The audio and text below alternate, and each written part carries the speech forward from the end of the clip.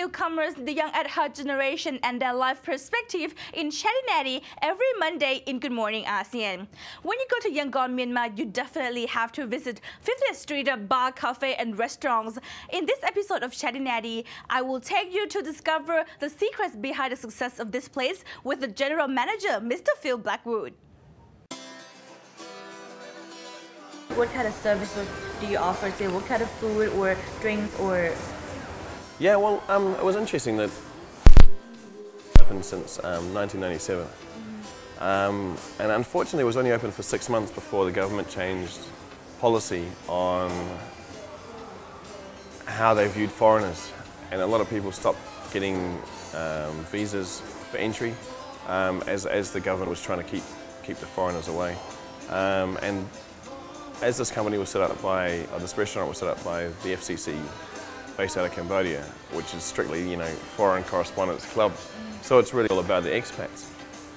So when they left, the place was very dormant for a while. They had the same structure initially with expat manager and then Burmese staff. But then when the income dropped, they had to get rid of the expat manager, and only the Burmese were running it for a long time. For about 10 years, it was a very empty kind of place. But sort of during 2009, an Englishman by the name of Anthony Alderson, who was involved in initially setting up the bar, decided that he had enough friends on the ground here to give him feedback on, okay, what's going to happen with the country, and decided to take over this place for his shares in Cambodia and make a go of hospitality in Myanmar. So what kind of visitor expect to experience here? I mean, in terms of what kind of food do you offer, and what kind of entertainment or activities that do you offer?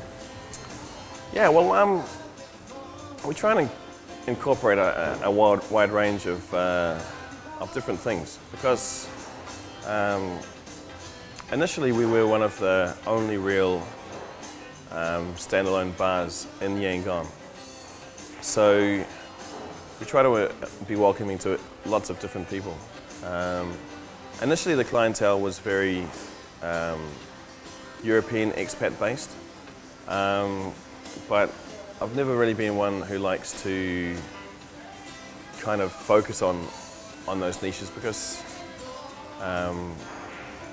obviously the number of people is very small, population of expats, and it gives a bit more of a better feel and a fit with the city if we can get more of the locals, and also more of the travelling people from Southeast Asia to come through.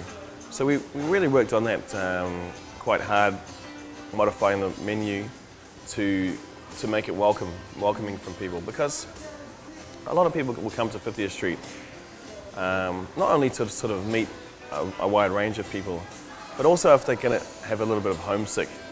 Like if so we got the Americans will come in for the burger. There's pasta for the Italians. Fish and chips for the British. We got lamb now for the Kiwis. That's just for me. What about the music? Yeah,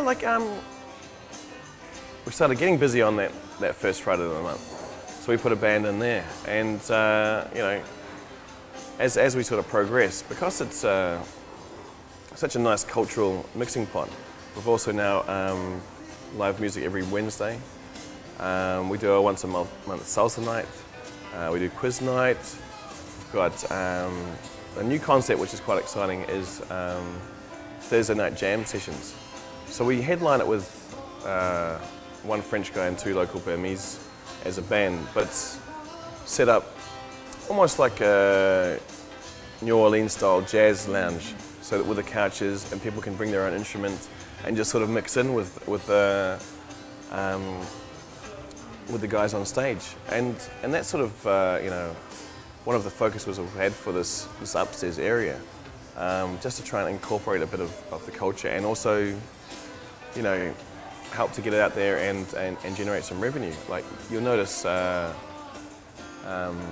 around upstairs we have local artworks that we sell off the walls to sort of to feed into that art scene, as well as we have, you know, trying to encourage this expose of live music and you know, like expression.